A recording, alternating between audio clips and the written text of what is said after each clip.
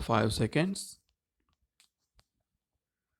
Speaking on the budget in the State Legislative Assembly, an honorable member said, Mr. Speaker, sir, in the first place, I would like to say a few words on the taxation proposals of the government. It is said that the government proposed to levy a surcharge on passengers traveling by buses. I suggest that it should be modified.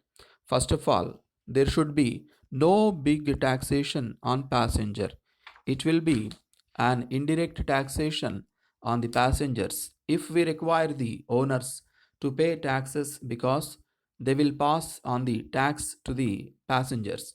I would like to point out that the passengers are already paying heavy rates, particularly in the areas where there is no rail communication.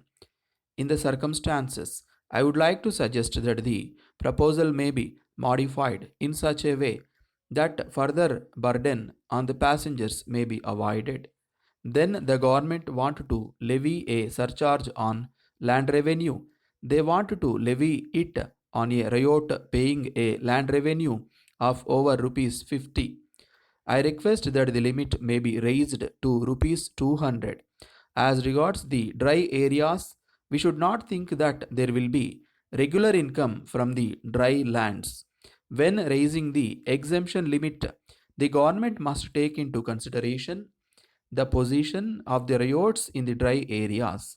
In this connection, I would suggest that the government may also consider the question of levying taxes on producers of commercial crops, particularly tobacco. On this occasion, I want to point out that minor irrigation schemes have to be attended to immediately as it will help increase food production.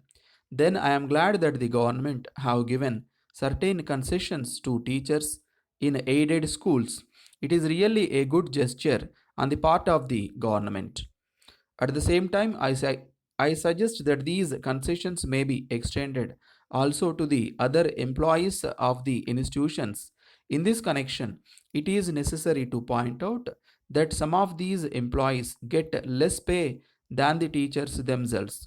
So I request that the same concessions which are given to the teachers may be given to the other members of the staff also. Next, I wish to say that in the present budget, there is an expenditure of rupees 64 crores, but only a very small sum has been set apart for the handloom industry.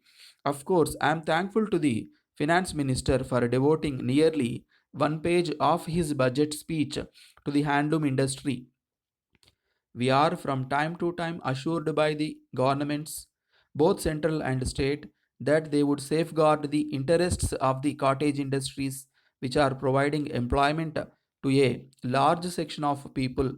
It is admitted by all that the handloom industry can provide employment to millions of people in the country. If the government are sincere in their attempt to give protection to the industry while granting loans under the State Aid to Industries Act, the government have been giving several crores of rupees to the large scale mechanized industries which are unable to provide employment even to a lakh of people. But the handloom industry has not received much financial help under this act. I request that the government make reconsider the whole thing and see that the cottage industries also get adequate financial help from the government under the State Aid to Industries Act. Then I come to weavers cooperative societies. The government have allotted a lakh of rupees for the state handloom weavers cooperative society. About 2 lakhs handlooms are working in the primary societies, and each handloom is required to possess financial accommodation of at least rupees 200 to have continuous employment. But the government have come forward with only 1 lakh of rupees. With this sum, I do not know how the government are going to help weavers cooperatives. The government should therefore consider the question of bringing into existence Cottage Industries Corporation, which will be of immense help to the cottage industries in the matter of providing adequate finance. The government are granting rupees 3000 to the agricultural cooperative credit societies for the construction of godowns. I suggest that this help may be extended also to the primary weavers cooperative societies which are required to store handloom cloth and yarn. In order to help handloom weavers, I would like to suggest that the supervision fee now levied on handloom weavers cooperative societies may be removed. Thank you, sir.